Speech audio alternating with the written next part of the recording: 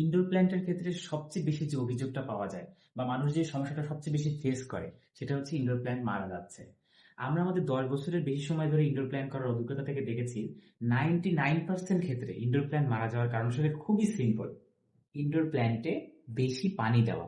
দেখুন এখানে একটা জিজি প্ল্যান্ট আছে, এই জিজি প্ল্যান্টটা গোড়ায় আমি একটু আঙ্গুর প্রবেশ করাবো। আঙ্গুল প্রবেশ করালাম।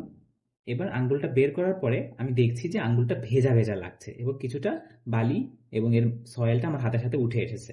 আমি এখন কোনোভাবেই এই ইজিজি প্ল্যান্টটাতে আর পানি দিব না। কিন্তু যদি আপনি এরকম ইনডোর প্ল্যান্টে ভেজা থাকার পরেও প্রতিদিন মনে করে নিয়ম করে পানি দেন, তাহলে কি হবে, গাছটা অনেকটা ডুবে মারা যাওয়ার মতো গাছটা মারা যাবে। কারণ কি?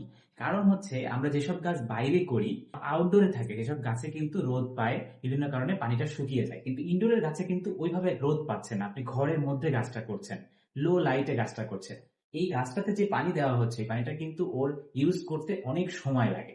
তো ওই পানিটা যতক্ষণ না ইউজ করে ফেলবে ততক্ষণ পর্যন্ত ওকে পানি দেওয়া মানে ওর গোড়া পচে যাবে, ও মারা যাবে। এই জন্য আপনি প্রতিনিয়ত এটা চেক করবেন।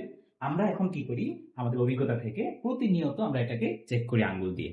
চেক করে করে যেদিন আমি দেখবো যে আঙ্গুলটা একদম ড্রাই আসছে, পুরো মিডিয়াটা আমি যতক্ষণ আঙ্গুল ঢুকাচ্ছি আঙ্গুল একদম ড্রাই আসছে, ভেজা পাচ্ছি না এবং সব গুঁড়ো গুঁড়ো একদম ঝরে পড়ছে, তখন আমি আবার পানি দেবো। এর আগ পর্যন্ত 1 সপ্তাহ হয়ে যাক, 2 সপ্তাহ হয়ে যাক, আমি কিন্তু এটাতে পানি দিব না। এই সিম্পল ব্যাপার শুনতে একটু কাউন্টার ইনটিউটিভ মনে হতে পারে যে গাছে পানি দিব না 1 সপ্তাহ 2 সপ্তাহ, কিন্তু এটা করলেই আপনার ইনডোর গাছ চমৎকার ভাবে ভালো থাকবে।